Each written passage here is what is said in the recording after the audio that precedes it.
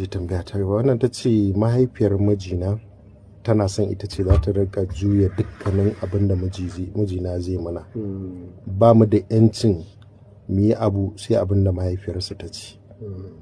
Ko sutura zai mana sai abin da mahaifiyarsa ta ce. Malam wannan abin yana damuna, na rasa yadda zan yi, ina neman mafita. To wannan yana ɗaya daga cikin wani shiri da muka taɓa yi shi ma na wanda shi ma dai duk da tsimbire muka yi za mu gyara shi in Allah yarda. Shi ne da muke cewa namiji kamar wata bishiya ne. Bishiya ce wacce mutane da yawa za su iya zama su ci moriyarta. Kawai abin da ake bukata duk wanda ya zo gurin bishiyar ya gane matsayinsa. Akwai wanda ya dasa bishiyar, akwai wanda yake bata ruwa, akwai wanda ma cutar ta yake in ya wuce sai ya tsinki ganye, amma in ya tsinki ganyen yana ba da dama ganye biyu su fito. Akwai wanda bai san bishiyar ba sai bayan da ta girma ta zama katuwa. Akwai wanda bai san bishiyar ba, bai san inda take, bai san masu bishiyar ba, amma an ciri 'ya'yan bishiyar an je an siyar mashi yake ci. Ya je yanzu mangwarorin da muke ciyawa ya san mangwaron ina ne. To haka, so a cikin rayuwar namiji, dangin miji musamman uwarsa tana jin ita ce ta dasa mangwara. So da haka duk girman da mangwaron nan ya kai tana ganin kamar tana da iko da shi. Duk wanda ya zo kuma ya ɗinki mangwaron nan ko ya zauna a ƙarƙashin inuwarsa tana ganin ɗan alfarma ne. Komai matsayinsa. Da yawan masu kuɗi sai su rufe kayan abinci sai ba za su siyar ba. Suna buƙatar kuɗi. Ma'ana bishiyar tana buƙatar wannan da ya zo jikin bishiyar ita ce matar. Bishiyar ba za ta rayu ba sai da matar. Shi ne masu kuɗi da suke da kayan abinci suna da buƙatar kuɗin, amma domin nuna mallaki sai su ƙi sai da kayan abincin saboda sun san kuɗin ka kai ba za ka ci shi ba. So da haka suke kallon ki. Kuma ba kallo ne mummunan kallo ba, haka kike.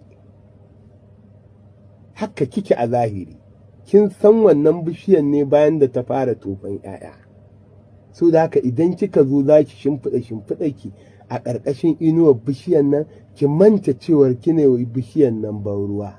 Da ba ki same ta a raye ba za ki iya ban ruwan ba. To wa suka kawo ta sannan ki ƙaddara suna da iko.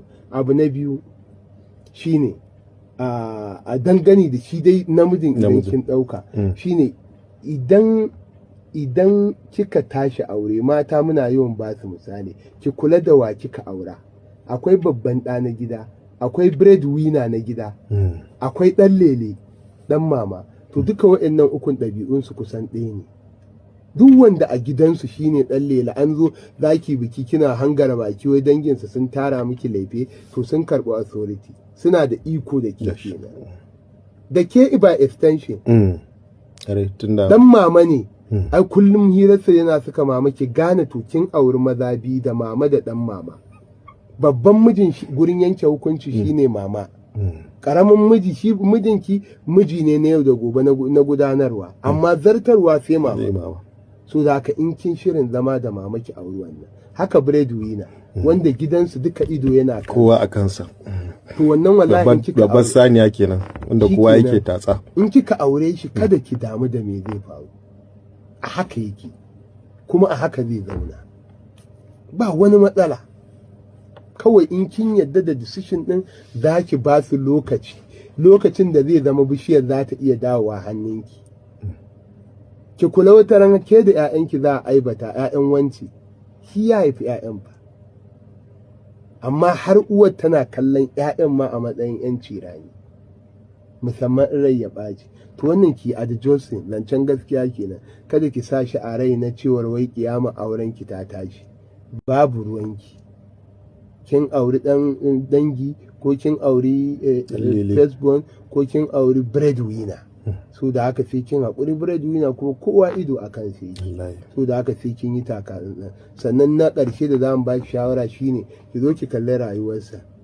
Gaba ɗaya sai ki nemi 'yan wata kwana da za ki kafa naki ikon.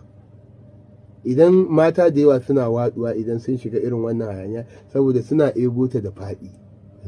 Sai sun kwace wancan ikon mai bishiyar kai tsaye, amma idan kin kula da ya kwarkwata take fidda mai gidi a hankali take shiga, tana karɓa a hankali, wata sai a zo a tarar babu komai. Akwai wanda sai kin dinga ɗora man magana a harshe ya tafi ya kuntata uwar in haka yake so. amma in kin fito gaba da gaba to yayi wahala ki samu nasara nasara babu kuma za ma Allah ta muke samu. roƙo ya gatar da mu. Ta musu